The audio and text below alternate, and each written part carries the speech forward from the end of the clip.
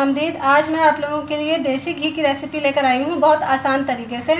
जैसे कि आपको मालूम है कि देसी घी हम मक्खन निकाल के बनाते हैं, जो कि एक लेंदी प्रोसेस है। लोग उससे घबराते हैं, नहीं बना पाते हैं, लेकिन ये इंतहाई आसान तरीका है। इससे हम लोग आसानी से बना सकते हैं। ये मलाई जो लेयर आ जाती है ऊपर, उसको मैंने काफ़ी अर्से तक जमा किया है, फ्रीज़ किया है। और ये आप देखें, ये इतना बड़ा बाउल है, ये जमा हो चुका है। और ये मलाई हमने लेनी है जितनी भी आपके पास है, कोई क्वांटिटी इसकी ख़ास नहीं।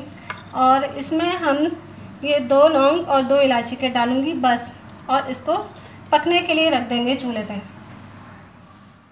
पतीली में जिसका साइज़ मलाई से डबल हो इतना, क्योंकि आराम से फिर पकेगी। पहले तो इसमें उबाल आता है, एक बॉयल आता है, उसके बाद जाके फिर ये घी नीचे बैठ के पकने लगता है। तो इसके लिए हमें बड़ी पतीली चाहिए, छोटी नहीं लेनी।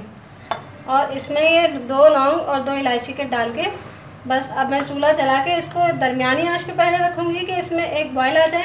फिर इसको हैंड बीटर से थोड़ा सा बीट करते रहना है और बिल्कुल ज़ीरो आंच पे इसे पकाना है काफ़ी देर तक।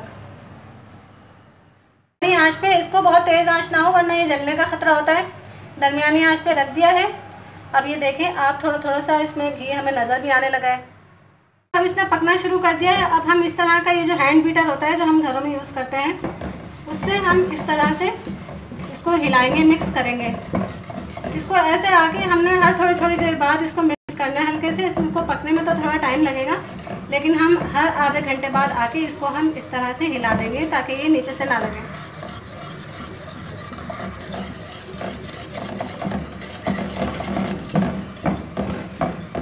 ये वैसे तो नीचे थोड़ा लगता है एंड में, लेकिन वो एंड में लगे तो ज़्यादा बेहतर है। अगर शुरू में ही लग जाए तो फिर वो जल जाता है नीचे से और घी इतना अच्छा नहीं निकलता है। फ्रेंड्स, इसमें बॉयल आ चुका है और ये देखें पूरी पतीली ऊपर तक ये भर चुकी है। अब हम बिल्कुल ज़ीरो आंच करके इसको पकने देंगे। यहाँ ये घी बिल्कुल तैयार हो गया है। अब हम इसको छान लेंगे।